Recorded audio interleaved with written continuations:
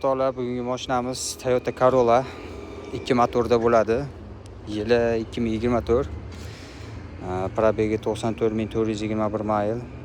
Bu degani 130.000 kilometr yo 140.000 kilometr bo'ladi. Boshlang'ich narxi 23.500 dirham. Bu degani $6,500.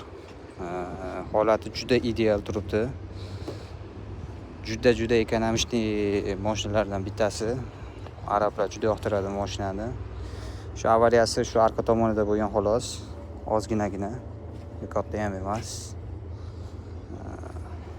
Hozir ishlarni sizlarga bir ko'rsatamiz.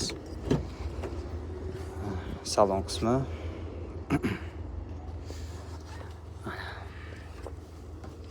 Cruise control, avtomat korobka, bu yerda displey, pechkalari, sovutgichlari hammasi sistema, stop start knopka. Mashina yangi. Tepalari Alcantara bas ekan bu. Mashina mana. Kimga qiziq bo'lsa aloqa etishinglar, auksionda o'ynab beramiz. O'zbekistongacha jo'natib ham beramiz inshaalloh. To'g'rimi Abdurahmon aka?